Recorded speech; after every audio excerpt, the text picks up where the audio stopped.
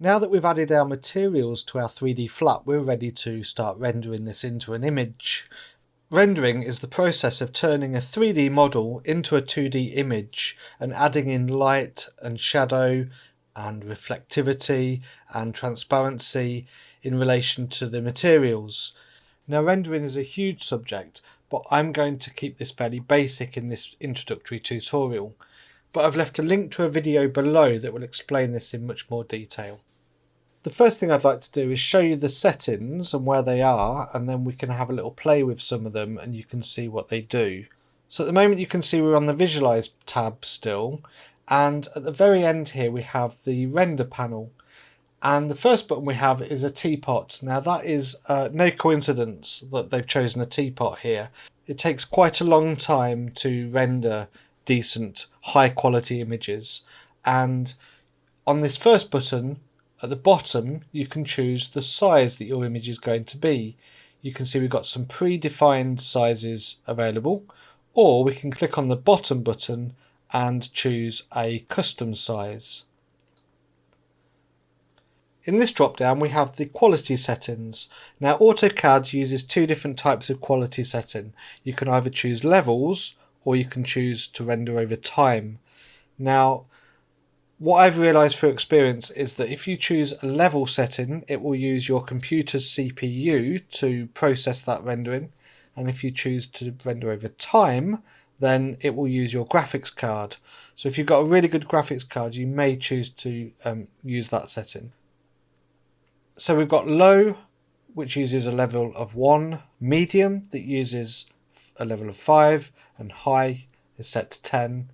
And then we've got coffee break, which uses minutes, so we've got 10 minutes, then we've got 60 minutes, and overnight is 12 hours. Now the reason why rendering takes so long is because the rendering engine is having to use a process called ray tracing to create our image. And ray tracing is where it will work out what the light and shadow and reflections and transparency of our image should be pixel by pixel. And what it does is it basically passes over our image again and again and refines the detail, and the more time you can allow for that to happen, the better quality image we will end up with. Now ray tracing is also a very large topic, so I've left a link below to a video that will explain this in more detail as well. What we also have is a drop down to choose where we're going to render our image. Are we going to render it in a window, a viewport, or a region? I'm going to leave that on window for now. So if we click on the little button here at the end of the panel, we can get a pop-up window here that will actually allow us to play around with those settings and create some custom values. Now I'm going to just dock this window to the side of my screen, because I think that's where I prefer it. The other panel that's quite useful to have open is on this little drop down, and that is the render, environment and exposure settings, and I'm just going to dock that to the left as well, and that just gives us the opportunity to have those available to us at all times. So the next thing I like to do is add a virtual camera into my model space, because that allows me to create a view for rendering that I can always get back to. So the first thing to do is move the UCS up into the space so it's above my model. And there you can see it's just to the side but sitting above my flat. And I find this is the easiest way to add a camera, because otherwise it can pretty much go in anywhere. So now I've got that in and I know where 0 is, I can just type in 0, 0, 0, and that camera is now up next to my UCS, and then I can just click into the center of my flat to place it. And I'm going to name this overhead camera. And then I can click exit or press enter. And once I select that camera, I get a little preview up here that shows me what my camera is seeing. And from here then I can play around with the settings, and you can see that I get this camera preview that shows me exactly what I'm going to get.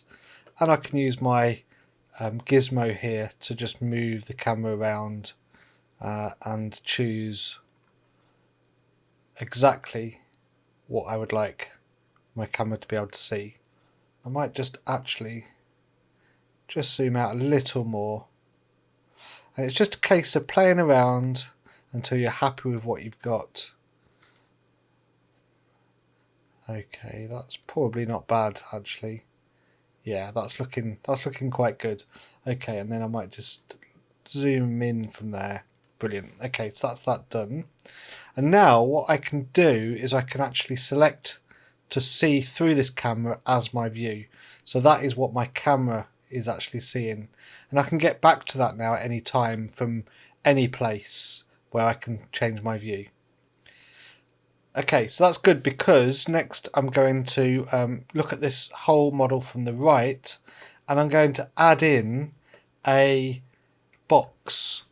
And this box is going to be a floor, because the thing is I want my flat to be able to cast a shadow, and if it's floating in the middle of an empty void as it is at the moment, then the shadows have got nowhere to hit. So if we put in a sort of false floor, if you like, then what will happen is those shadows will hit that.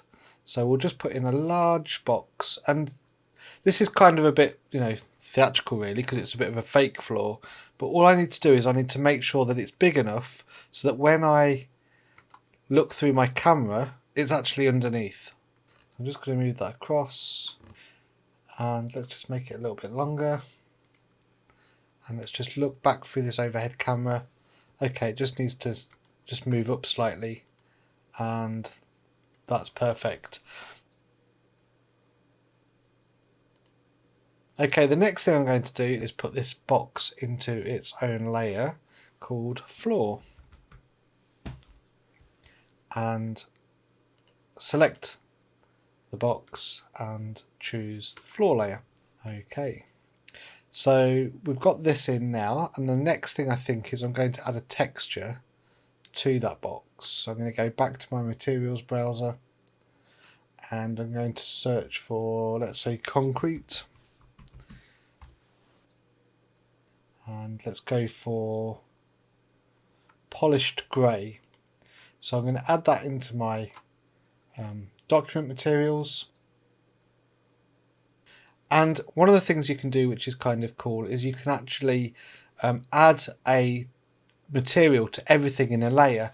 So I'll show you how to do that now. So if we come down to this drop down here, you can see we've got attach by layer, and that allows me to find all of my materials, and these are all of my layers in my drawing, and I can just come along and drag it onto my floor layer and press OK, and that has now been added onto everything that's in that layer. So let's close down this materials browser, and let's just have a look through my camera now, and this is now set up ready for rendering. So let's have a look at some of these presets then. So on the rendering preset manager, you can see that at the moment we're set to render in the window. We've got a render size here. Now I'm going to change that. Now I'm going to change this to a full HD 1920 by 1080 sized image, and it's worth just knocking the resolution up to 300 pixels per inch, I think. This depends on what you're creating, of course, because if you're just creating some draft images for a client, then you can leave those alone. But if you're creating a final image, it might be worth just changing the resolution so that it's at print quality. And I'm going to click save. Now at this point I could actually go ahead and start rendering, but at the moment you can see that my render time is set to 10 minutes. Now when I render by time, I find that I can't actually stop it once it's been started. So I don't really want to commit to a 10-minute render until I'm happy with everything I'm going to get, because at the moment I can't see any of the shadows or any of the highlights that's going to be created. So what I tend to do is render by level first, and that's set to 1, which is its lowest, which will take no time at all. And then I can just click the render button, I get the pop-up window, and I can see what it's going to do and what it's going to look like. Okay, so you can see that that is finished now. And this is obviously set over here to draft, so it's not going to be particularly good, and it's had no time at all. But already you can start to see some of the wood grain that's going to appear. Yeah, the edges are very coarse, but that's because we've not left it enough time to render. But again, if you compare it to our model space, you can see where the shadows are going to go in. We've got light obviously coming in from the left here, creating some shadows. I've got a shadow on the floor here. It's not looking particularly nice at this stage, but you can start to see how things are going to look. So the next thing I might do from here is go, well, actually it's looking rather flat and quite bright. So what I might do is just come to my environment and exposure settings, and I might just turn the exposure down slightly. And this is a little bit of guesswork, okay? So you've got to be prepared to spend a little bit of time playing around with these settings.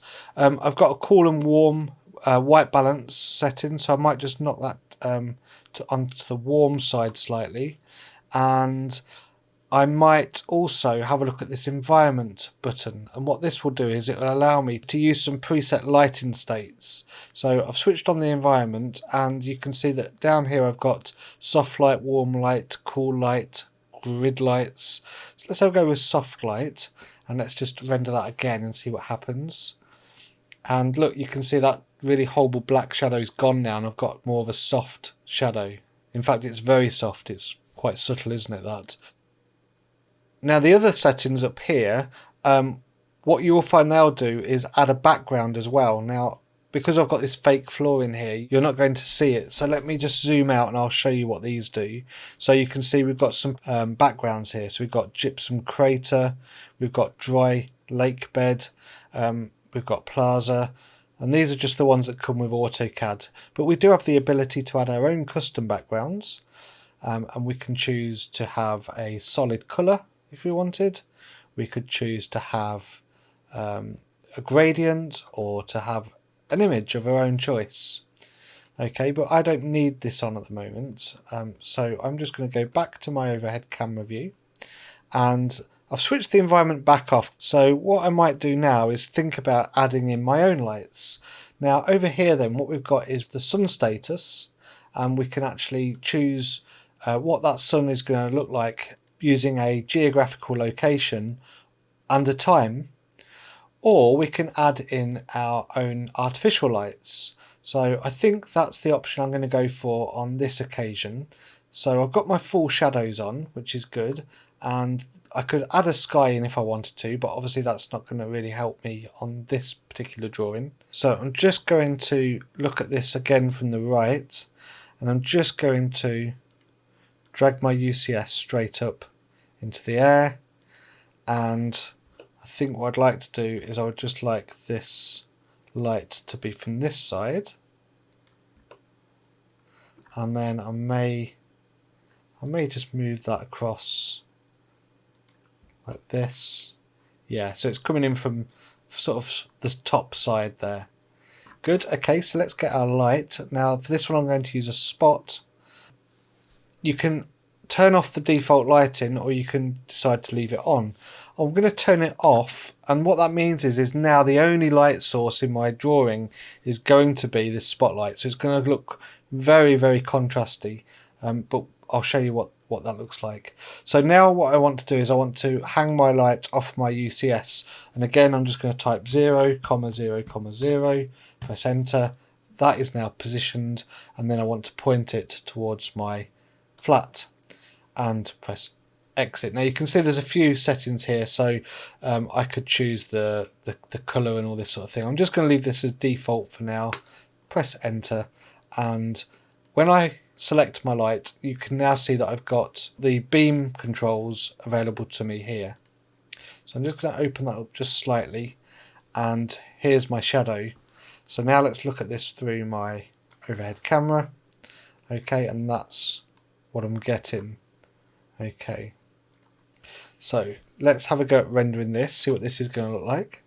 Okay, so you can see that now I've only got my single light source, that this is now looking very dim. So I'm just going to bump up the exposure to about 7, try again. Okay, it's looking a bit better. I might be able to go a little bit more, to be fair, so let's go to 5, Okay, this is looking quite good, but looking quite stark, isn't it really? I may add another light in, so let's just get our UCS and let's just move him over to the other side like this, and this time I'm going to add in a point source, which is sort of an omnidirectional source, type 0, 0, 0, and then exit, and that allows us to have a sort of a more soft light from this direction. And you can see I've got my other shadow.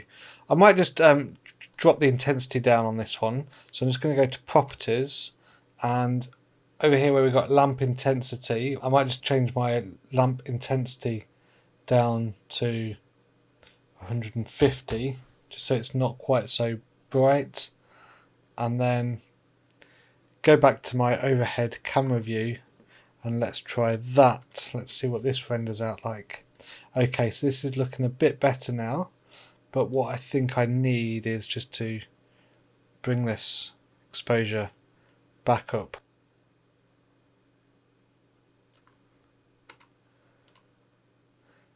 Yeah, that's not looking too bad. Okay, so I'm just going to speed this part up now, just whilst I play around with the position of the lights a little bit, just to try and get this looking a little nicer. So it really is just a case of experimenting with lighting positions and exposure settings and placement of objects, just to see how things are looking until you're happy with the results. Now I've spent a few minutes on this only, but this is okay, this is looking quite nice, so I might go with that. So that's now ready to commit to a better quality render. Now before I start that off, I just want to show you the difference between the render durations. So here we've got render by level, so I'm just going to bring that up to about 10, and I'm just going to set that off on a render, and I'm just going to bring up my task manager, and you can see that because I'm rendering by levels, my CPU now has gone up to 100%, so that's doing all of the work, that's doing all of the rendering there, and my graphics card is sitting at about 27-30%, so that's not doing much work at all. Now clearly these results are a little skewed because I'm recording at the same time as rendering, so my computer's doing a little bit more work than maybe would be normal.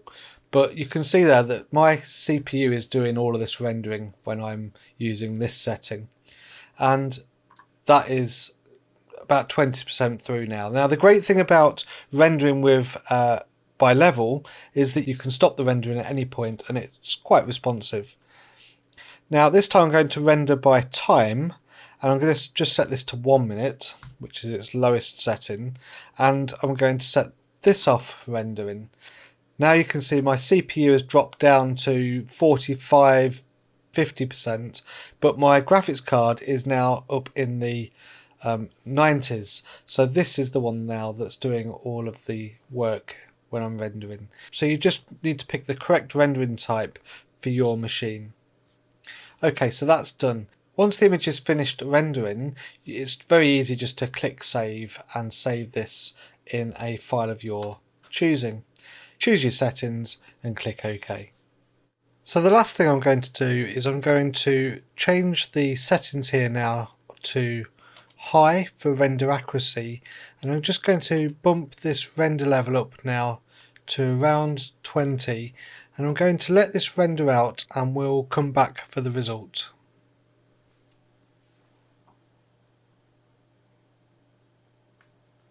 Okay, so the rendering has just finished and it took about just under an hour, and you can see that my final image isn't too bad. It's got good light and shade, good contrast. You can see the texture and the detail there on the stage flat. So yeah, not too bad at all. Your mileage may vary, you've just got to play around with the settings until you get something that you're happy with for the type of work that you're doing. Now this render is fairly basic really, there's no transparency or reflection to worry about, so it didn't take that long at all. So have a go with playing around with rendering, because the more you do it the more you'll learn and the better images you'll get. I just want to finish off by showing you this render that I did for a UV light box that I built for an artist, and it was really good to be able to show her a conceptual drawing of what I was planning to build before I committed to actually any time building it. So hopefully you can see the advantage of these kind of renders. So yeah, have a go and see how you get on.